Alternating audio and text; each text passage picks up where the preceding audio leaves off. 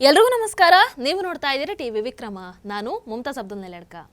ವೀಕ್ಷಕರು ಒಂದು ಮಾತು ಹೇಳ್ತಾರೆ, ಬಿಲ್ಲಿಂದ ಹೊರಟಂತಹ ಬಾಣ ಅದೇ ರೀತಿ ಬಾಯಿಂದ ಹೊರಟಂತಹ ಮಾತು ಇದು ಯಾವತ್ತೂ ಕೂಡ ವಾಪಸ್ ತಗೊಳ್ಳೋದಕ್ಕೆ ಆಗಲ್ಲ.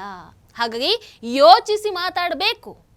ಆದರೆ ಈ ಮಾತನ್ನ ಈ ರಾಜಕಾರಣಿಗಳು, ಸ್ಪೆಷಲಿ ರಾಜಕಾರಣಿಗಳು ಮರೆತೇ ಬಿಡ್ತಾರೆ ನೋಡಿ. ಕೆಲವೊಮ್ಮೆ ಅವರ ಒಂದೊಂದು ಹೇಳಿಕೆ ಕೂಡ ಬಾಂಬ್ಗಿಂತಲೂ ಜೋರಾಗಿ ಬ್ಲಾಸ್ಟ್ ಆಗಿಬಿಡುತ್ತೆ. ಅಂಥದ್ದೇ ಒಂದು ಹೇಳಿಕೆ ಈಗ ಸಮಾಜವಾದಿ ಪಕ್ಷದ ರಾಷ್ಟ್ರೀಯ ಅಧ್ಯಕ್ಷರಾದಂತಹ ಅಖಿಲೇಶ್ ಯಾದವ್ ಅವರ ಕಡೆಯಿಂದ ಬಂದಿದೆ. ಏನು? ಮೀಡಿಯಾ ಅವರ ಬಳಿ ಪ್ರಶ್ನೆಯನ್ನ ಮಾಡುತ್ತೆ. ಪ್ರಧಾನಮಂತ್ರಿ ನರೇಂದ್ರ ಮೋದಿಜಿ ಅದೇ ರೀತಿ ಕೇಂದ್ರ ಬಿಜೆಪಿ ಸರ್ಕಾರದ ಒಂದು ಕನಸಿದೆ, 2047 ವಿಕಸಿತ ಭಾರತವನ್ನಾಗಿ ಮಾಡುವಂಥದ್ದು. ಇದರ ಬಗ್ಗೆ ಅಖಿಲೇಶ್ ಯಾದವ್ ಅವರನ್ನ ಒಂದಷ್ಟು ಪ್ರಶ್ನೆಗಳನ್ನ ಕೇಳಲಾಗುತ್ತೆ. ಆಗ ಅಖಿಲೇಶ್ ಯಾದವ್ ಹೇಳ್ತಾರೆ, ಅರೇ ಬಿಡ್ರಿ, ಅವ್ರೇನ್ ಅಲ್ಲಿವರೆಗೂ ಇರ್ತಾರಾ? ಅವರು ಅಲ್ಲಿವರೆಗೂ ಇರ್ತಾರಾ ಅಂದ್ರೆ ಏನ್ ಅರ್ಥ? 2047 ಅವರು ಇರ್ತಾರ ಅಂತಂದ್ರೆ ಏನ್ ಅರ್ಥ? खुद ही नहीं रही यहाँ पे धरती पे, बातें कर रहे बेमतलब की। अच्छा, किसके बारे में कह रहे हो तुम रहोगे 2047 तक? तो खुद ही नहीं रहोगे। उम्र हमें दिखाई दे रही है, सर पे बाल नहीं है आपके। ಯಾವ ಉದ್ದೇಶವನ್ನು ಇಟ್ಕೊಂಡು ಹೇಳಿರುವಂತದ್ದು? ವೀಕ್ಷಕರು, ನೀವು ಒಂದನ್ನು ಅಬ್ಸರ್ವ್ ಮಾಡಿದೀರಾ? ಇತ್ತೀಚೆಗೆ ಮೋದಿಜಿಯವರ ಕೆಲಸದ ವಿರುದ್ಧವಾಗಿ ಯಾರು ಮಾತಾಡ್ತಾ ಇಲ್ಲ. ಅಂಡ್ ಮಾತಾಡೋದಕ್ಕೆ ಇಲ್ಲಿ ಕಾರಣಗಳು ಕೂಡ ಇಲ್ಲ, ಅದು ಬಿಡಿ. ಆದ್ರೆ ಅವರನ್ನ ಪರ್ಸನಲ್ ಆಗಿ ಟಾರ್ಗೆಟ್ ಮಾಡಲಾಗ್ತಾ ಇದೆ, ವೆರಿ ಪರ್ಸನಲ್ ಆಗಿ. ಬೇಕಾದ್ರೆ ಇತ್ತೀಚೆಗೆ ಉದಾಹರಣೆಯನ್ನು ತಗೊಳ್ಳಿ. ಬಿಹಾರದ ಚುನಾವಣೆಯಲ್ಲಿ ಪ್ರಧಾನಮಂತ್ರಿ ನರೇಂದ್ರ ಮೋದಿಜಿಯವರ ತಾಯಿಯ ಬಗ್ಗೆ ಕೆಟ್ಟದಾಗಿ ಮಾತನಾಡಲಾಗುತ್ತೆ. ಕೆಲವೊಮ್ಮೆ ಅವರ ವಯಸ್ಸಿನ ಕುರಿತು ಮಾತನಾಡಲಾಗುತ್ತೆ. ಈಗ ಇವರು ಮೋದಿಜಿಯವರ ಆಯಸ್ಸಿನ ಬಗ್ಗೆ ಮಾತಾಡುವಂತ ಹಂತಕ್ಕೆ ಇಳಿದು ಬಿಟ್ಟಿದ್ದಾರೆ. ನಮಗೆ ಹೇಳೋದಕ್ಕೆ ಕಷ್ಟ ಆಗುತ್ತೆ, ಆದ್ರೆ ಇವರ ಮನಸ್ಥಿತಿ ಹೇಗಿದೆ ನೋಡಿ. 2016 ಡಿಸೆಂಬರ್ ಅಲ್ಲಿ ಅಖಿಲೇಶ್ ಯಾದವ್ ತಮ್ಮ ತಂದೆಯ ಕುರ್ಚಿಯ ಸ್ಥಾನವನ್ನ ವಹಿಸಿಕೊಳ್ತಾರೆ. ಅಂದ್ರೆ ಅವರು ಸಮಾಜವಾದಿ ಪಕ್ಷದ ಅಧ್ಯಕ್ಷರಾಗ್ತಾರೆ, ತಮ್ಮ ತಂದೆಯನ್ನ ಬದಿಗಿಟ್ಟು. ಇದಾದ ಮೇಲೆ 2019 ಲೋಕಸಭಾ ಚುನಾವಣೆ ಬರುತ್ತೆ.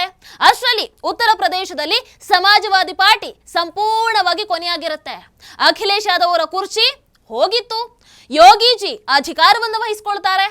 ಯಾವಾಗ ಮುಲಾಯಂ ಸಿಂಗ್ ಯಾದವ್ ಅವರು ತಮ್ಮ ಕೊನೆಯ ಅಧಿಕಾರಾವಧಿಯನ್ನು ಪೂರ್ಣಗೊಳಿಸಿದ್ರು, ಅವರು ಆಲ್ರೆಡಿ ಡಿಸೈಡ್ ಆಗ್ಬಿಟ್ಟಿದ್ರು ಲೋಕಸಭಾ ಚುನಾವಣೆಯಲ್ಲಿ ಸ್ಪರ್ಧಿಸಲ್ಲ ಅನ್ನುವಂಥದ್ದು. ಲೋಕಸಭೆಯ ಒಳಗೆ ನಿಂತ್ಕೊಂಡು ಮುಲಾಯಂ ಸಿಂಗ್ ಯಾದವ್ ಅವರು ಪ್ರಧಾನಮಂತ್ರಿ ನರೇಂದ್ರ ಮೋದಿಜಿ ಅವರಿಗೆ ಒಂದು ಪ್ರಾರ್ಥನೆಯನ್ನು ಮಾಡ್ತಾರೆ.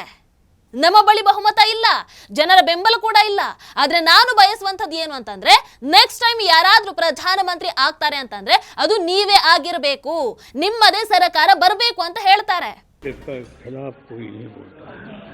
न आप पर कोई टिप्पणी करता है, इसे विशेषकर बधाई और धन्यवाद आपको देता हूँ।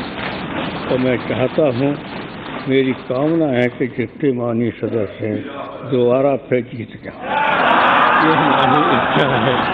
तो ये मैं तो ये भी चाहता हूँ, हम लोग तो इतना बहुमत नहीं आ सकते हैं, प्रधानमंत्री जी आप फिर बने प्रधानमंत्री। ಇದು ಮುಲಾಯಂ ಸಿಂಗ್ ಯಾದವ್ ಅಂದ್ರೆ ಅಖಿಲೇಶ್ ಯಾದವ್ ಅವರ ತಂದೆಯ ಮಾತಾಗಿತ್ತು. ರಾಜಕೀಯದಲ್ಲಿ ಅದೆಷ್ಟೇ ಭಿನ್ನಾಭಿಪ್ರಾಯ ಇದ್ರೂ ಕೂಡ ಇಂತಹ ಪ್ರಬುದ್ಧ ಮಾತುಗಳನ್ನು ಅವರು ಆಡಿದ್ರು. ಅದು ಕೂಡ ಉತ್ತರ ಪ್ರದೇಶದಲ್ಲಿ ಅವರ ಸಮಾಜವಾದಿ ಪಕ್ಷ ಚುನಾವಣೆಯ ತಯಾರಿಯನ್ನು ನಡೆಸ್ತಾ ಇದ್ದಂತಹ ಸಮಯದಲ್ಲಿ. ವೀಕ್ಷಕರು, ಇದಾದ ಮೇಲೆ ಮುಲಾಯಂ ಸಿಂಗ್ ಯಾದವ್ ಅವರು ಮೃತರಾಗ್ತಾರೆ. ಆಗ ಸ್ವತಃ ಪ್ರಧಾನಮಂತ್ರಿ ನರೇಂದ್ರ ಮೋದಿಜಿ ಅವರು ಹೋಗಿ ಅವರಿಗೆ ಶ್ರದ್ಧಾಂಜಲಿಯನ್ನು ಕೂಡ ಸಲ್ಲಿಸಿ ಬರ್ತಾರೆ. ಆದ್ರೆ ಈಗ ಅವರ ಪುತ್ರ ಅಖಿಲೇಶ್ ಯಾದವ್ ಏನ್ ಮಾಡ್ತಾ ಇದ್ದಾರೆ ನೋಡಿ.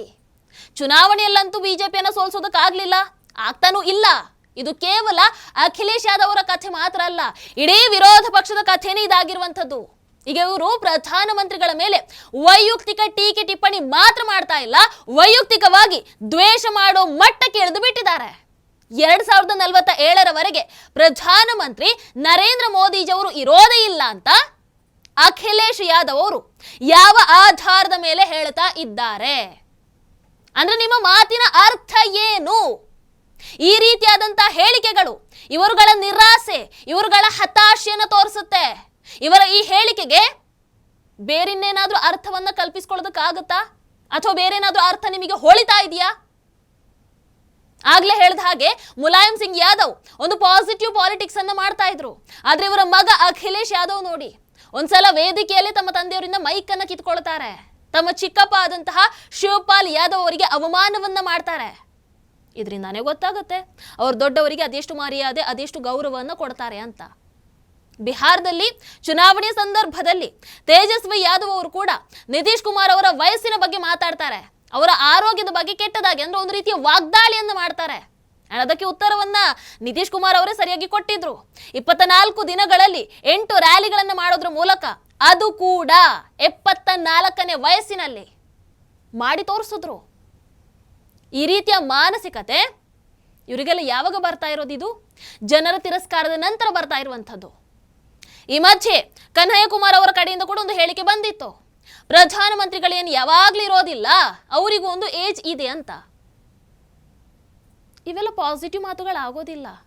ಬೇರೆಯವರ ಅವಧಿಯನ್ನ ಡಿಸೈಡ್ ಮಾಡೋದಕ್ಕೆ ಇವರಿಗೆ ಪರ್ಮಿಷನ್ ಕೊಟ್ಟವ್ರು ಯಾರು? ಇಲ್ಲಿ ಹಿಂಸಾತ್ಮಕ ಅಂತ ಬಂದಾಗ 2 ರೀತಿ ಬರುತ್ತೆ.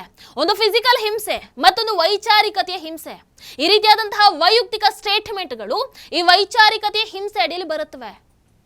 ರಾಜಕೀಯವನ್ನ ಮಾಡಿ ಪರವಾಗಿಲ್ಲ, ಯಾರು ಬೇಡ ಅಂತ ಹೇಳಲ್ಲ, ಆದರೆ ವೈಯಕ್ತಿಕ ಸ್ಟೇಟ್ಮೆಂಟ್ಗಳು ಬೇಕಾಗಿರಲಿಲ್ಲ.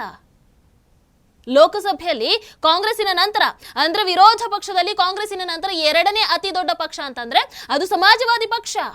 ಇಂತಹ ಪಕ್ಷದ ಅಖಿಲೇಶ್ ಯಾದವ್ ಮಾತನಾಡಬೇಕಾದ್ರೆ, ಅದರಲ್ಲೂ ಪ್ರಧಾನಮಂತ್ರಿಗಳ ಬಗ್ಗೆ ಮಾತನಾಡಬೇಕಾದ್ರೆ, ವಯಸ್ಸಲ್ಲಿ ದೊಡ್ಡವರ ಬಗ್ಗೆ ಮಾತನಾಡಬೇಕಾದ್ರೆ ಸ್ವಲ್ಪ ಅಲ್ಲ, ತುಂಬಾನೇ ಆಲೋಚನೆ ಮಾಡಿ ಮಾತಾಡಬೇಕಾಗತ್ತೆ. ನಿಮ್ಮ ವೈಯಕ್ತಿಕ ದ್ವೇಷವನ್ನ ಆ ರೀತಿ ಮಾತುಗಳ ಮೂಲಕ ನೀವು ವ್ಯಕ್ತಪಡಿಸುವಂಥದ್ದಿದೆಯಲ್ಲ, ಬಹಳ ಕೆಟ್ಟದಾಗಿ ಕಾಣಿಸುತ್ತೆ. ಅದು ನಿಮ್ಮ ವ್ಯಕ್ತಿತ್ವವನ್ನ ತೋರಿಸುತ್ತೆ. ಜನ ನೋಡ್ತಾ ಇರ್ತಾರೆ, ಜನರಿಗೆ ಬಿಟ್ಟಿರುವಂಥದ್ದು ಎಲ್ಲವೂ ಕೂಡ ಡಿಸೈಡ್ ಮಾಡ್ತಾರೆ ಕೂಡ ಜನರು.